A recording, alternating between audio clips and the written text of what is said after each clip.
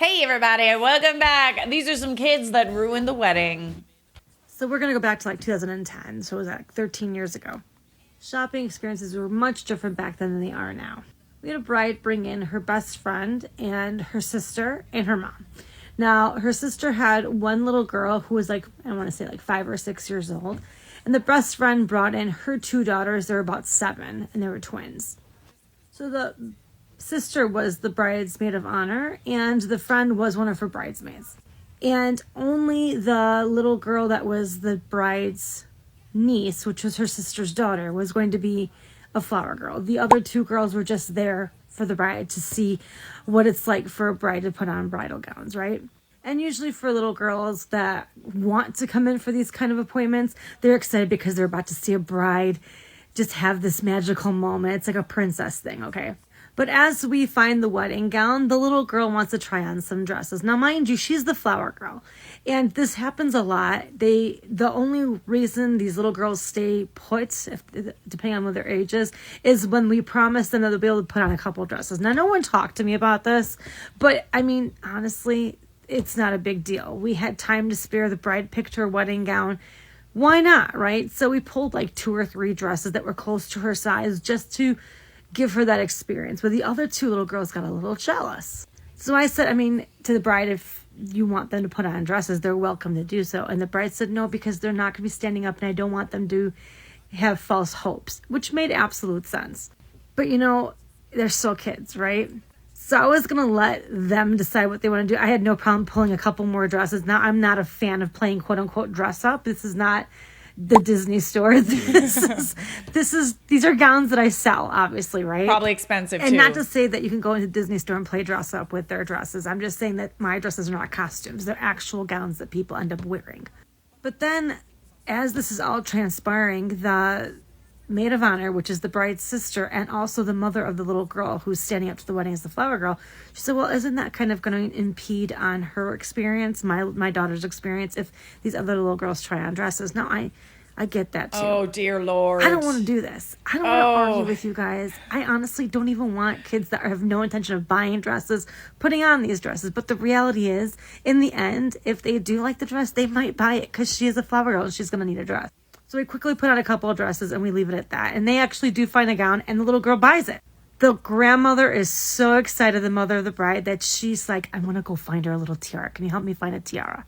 I said, sure, not a problem. But she went into my bridal case and she pulled out this beautiful tiara. It was a bridal tiara. It was $150. They all love it and grandma decides to buy it. And that's when the bride's best friend gets really upset and I have to do a part 2. Sorry. Oh, wait. Oh, the tea, the drama. Oh, jeez. Where's this going, babe? Where's this going? She went into the bridal case, found this beautiful tiara. It was $150. Little girl put it on. She's like, it's for my granddaughter. I'm going to buy this. And I'm happy. I have no problems, but the best friend has a problem. And she makes sure everyone knows that she's upset. She starts throwing a fit. And then the little girls are just sitting there and they're watching, not in the sense of like them feeling jealousy. No, the best friend, the bride's best friend that brought these 2 little girls that aren't even part of the wedding, she's the one getting upset and she throws a total tantrum saying, I can't believe you guys are doing this. How does this look in my kids' eyes? They're going to get so upset. They're little girls too. Like, you shouldn't buy things like this. You could have waited. And in my eyes, I'm thinking, you could have not brought them. Yeah, no shit. But again, I'm put in a position where I can't have an opinion in this situation because I'm being hired to sell product and to show them product, not to participate in whatever this is that needs some kind of either therapy or mediation. So I quickly am like, well, I do have headpieces here. Now you can look at these if you'd like. And she stops me and she goes, excuse me, I'm not in the market to buy bridal tiaras. They're hundreds of thousands of dollars. I said, my products are not, my headpieces are not thousands of dollars, with all due respect. But I have, if you let me finish, I have some prom products here. I have some rhinestone tiaras that, some people buy for dress up. Just for fun, because I do have little girls come in all the time, just like your daughters did. And for fun, they'll buy costume jewelry. So I purposely stock things to this day. They're inexpensive, under $50, Smart. under $20. I had little headbands, little tiaras that were like Rhinestones, they were $15 each. Now, sometimes my communicants will even buy those. So I have these things on hand. So she doesn't have to make a huge deal out of this. But I don't think that was the problem, because her thing was that this child is being spoiled in front of her kids. So this is where it gets nasty. The bride and the mother of the bride, they go up to pay for all the items they just purchased. The little girl goes and puts on the headpiece that her grandmother just bought for her. And she's standing in the mirror, she's dancing around, she's all happy. The best friend goes up to this little girl and rips it out of her hair to where she tugs her head back. Stop! Throws it into the box as if to hide it from her little girls. In the process of throwing it into this box that it came in, she busted the actual headpiece. And the women are paying for this right now. I don't know about this until I go to wrap it up. But I saw everything happen in the process, and I gotta do part 3. Okay, for the record, at this point, I'm not sure if it's a child ruining the wedding or if someone's acting like a child. You know what I'm saying? It's not that serious. It never occurred to me to not bring children to these types of things. But like, now that I know, kids get jealous. Kids get jealous of other kids. But honestly, only if they're spoiled. And whose fault is that if a child is spoiled? So the best friend goes up to the little girl, rips the headpiece out of her hair, yanks the little girl's back as she does this, and tosses the tiara into the box that the tiara originally came in. In the process, when she tossed it into this box, she chipped off like the tiara had a point. She broke off the point because she just tossed it into this box. Oh. Now, I didn't know it was broken, but I'm processing the order, and I see all this happen, and I gasped. And we had charged the card and everything, and this happened after they had already paid for everything. She turns around and she's like, what's going on? The little girl is crying because she yanked the thing out of her hair, probably ripping some hair out because there was hair in the tiara. I am completely dumbfounded because she pretty much put her hands on this little girl. Little girl's crying. The other 2 girls start crying. So now I have 3 kids in my store crying.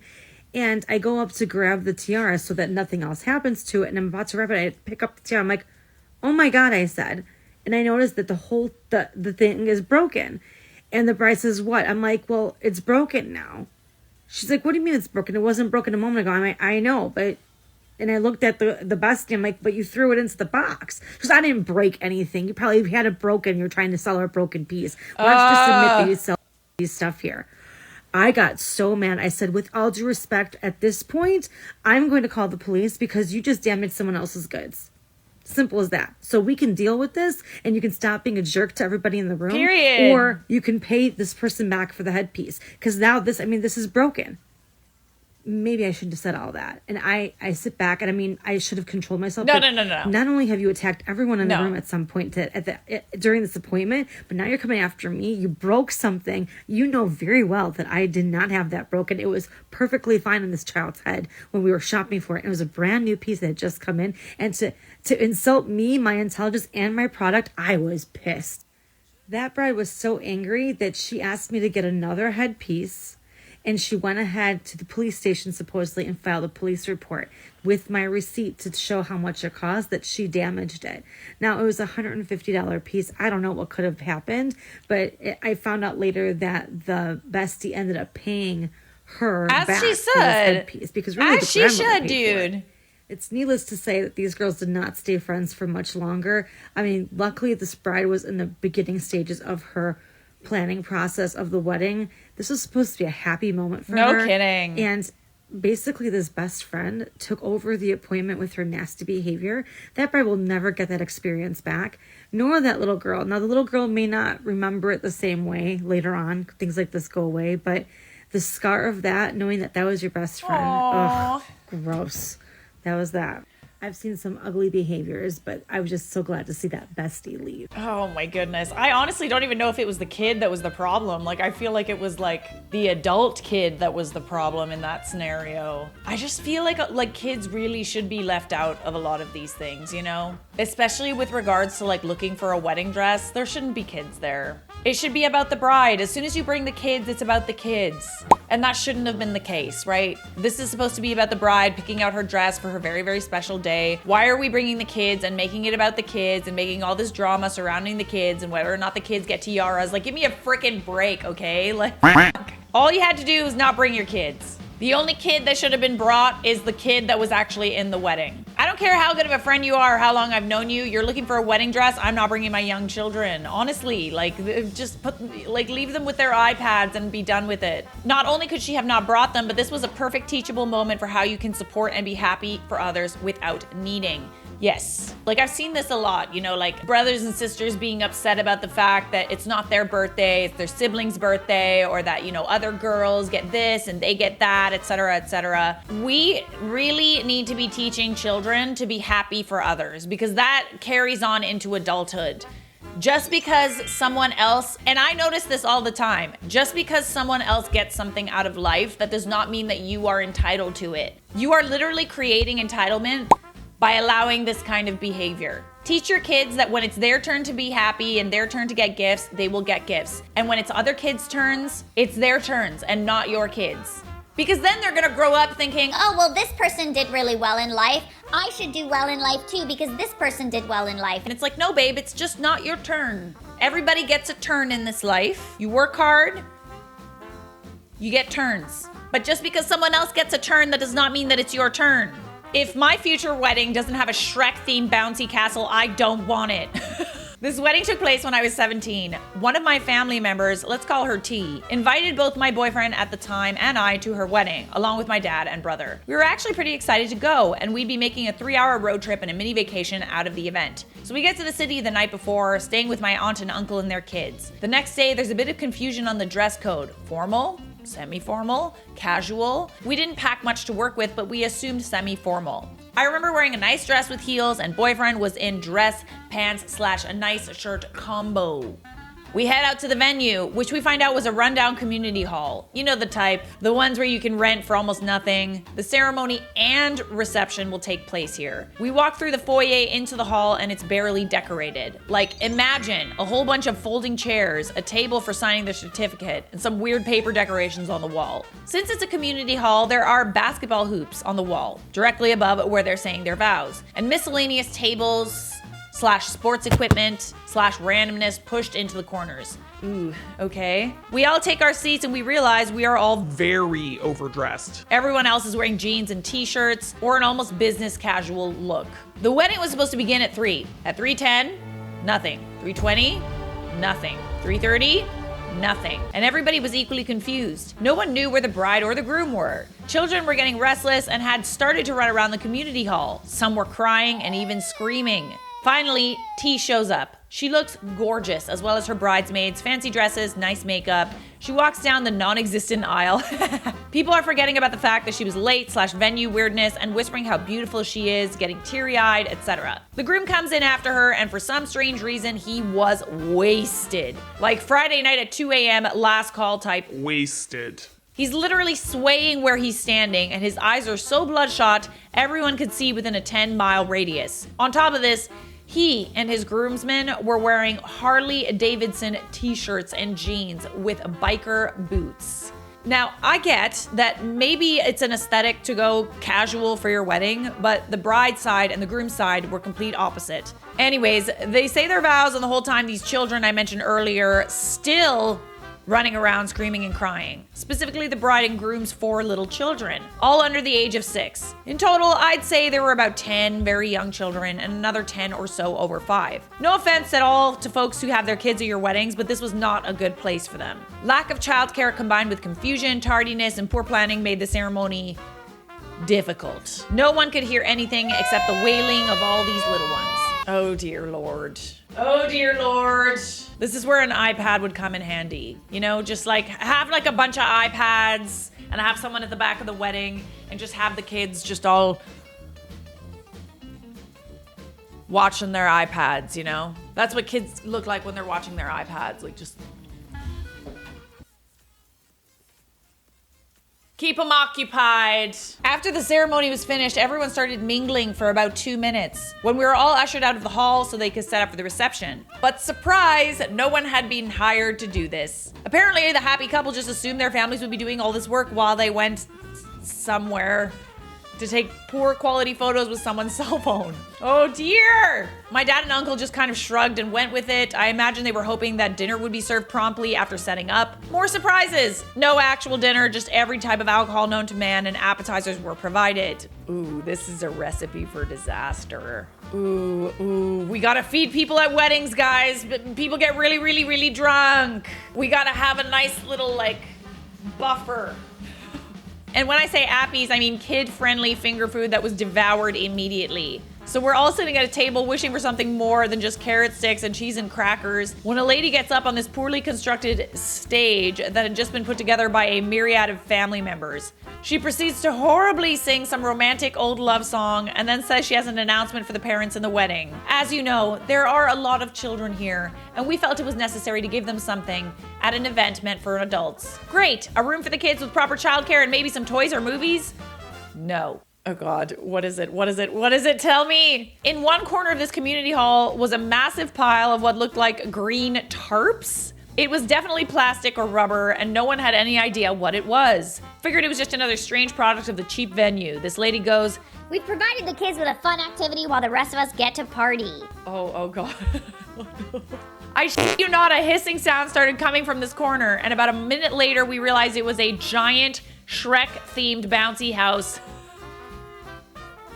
in the corner of the most interesting wedding reception I've ever been to. Hey, you know what? At least they thought ahead.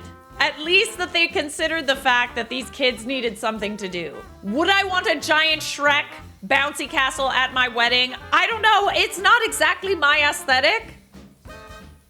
But at least there's something. All the kids ran to this moon bounce and kicked off their shoes and were inside of it bouncing happily in about 3.7 seconds. So at least the poor kids weren't left to their own devices for the entire duration of the wedding. Except, roughly an hour later, boyfriend and I were in the foyer of this community hall getting some peace and quiet from the 100 or so extremely drunk adults. This is what I'm saying! Feed them! Feed the ravenous wolves! And crazy, excited, bouncy children. Out comes T, bawling her eyes out. I mean, absolutely losing it. So of course we jump and ask what's wrong. One of her kids was missing. Stop. The whole reception stopped. No music, no drinks being poured. The most sober adults started a frantic search for this toddler. Thank goodness we found her maybe 5 minutes into it. She hadn't gotten far, just up a small set of stairs leading to the second floor of the community hall and was meandering through the storage rooms up there. Another hour or so passes. Once again, boyfriend and I need to take a break from all these shenanigans. Back into the foyer we go, and who comes out this time? The groom. He started the wedding at an 8 on the drunk scale and was at a 9.9 now. I actually hadn't realized how drunk everyone actually was, but he was sloshed. Came out stumbling, slurred something to us that we couldn't quite catch, and then turned around to go back into the kitchen for more drinks, most likely. As he turns, he simultaneously falls to the ground and vomits everywhere. The smell hit us like a ton of bricks, and I wouldn't be surprised if he crapped himself as well. That's how bad it was. At this point, I was so beyond done, I went and found my dad and grabbed the car keys. I told him we would be waiting in the car. The look in his eyes said, "Save me." Oh Lord, Jesus, take the wheel. We end up having to wait at least another hour and a half while Pops and my brother helped tear down this atrocity of a reception. Boyfriend and I offered to help, but they already had a few hands on deck and told us not to worry. We've never been so excited to leave a place in our lives. You know, there's part of me that thinks that it wouldn't have been as bad if the kids weren't there, you know? Honestly, that wedding was just a catastrophe from start to finish. And it's just making me never want to invite kids to any of my 7 weddings. So, there's that. Well, guess it's time to put the kid up for adoption. What'd he do? Oh no! No!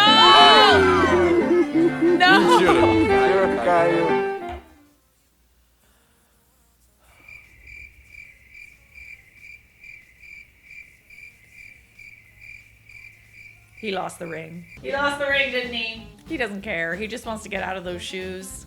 All right, let's wrap this up with a feel-good video. So the next day, me and Anna were working together at the time. We're driving to work, and I turned to Anna and I go, "Anna, the funniest thing happened last night. As we walked out after caramel apples, everybody came up to me and was like, 'Does Anna like Landon?' And I go, 'Anna, don't worry. I told them you're not interested.'" And she just kind of sits there for a second. She goes, "Well, Emmy," she goes, "you can't tell anyone, but I think I like Landon." Stop it and tell him. Oh my gosh, Anna has a crush on Landon. What if they married Landon? Oh Oh my gosh, imagine having that video. That is so sweet. Imagine. You didn't ruin the wedding, babe. You made it that much better. Subscribe!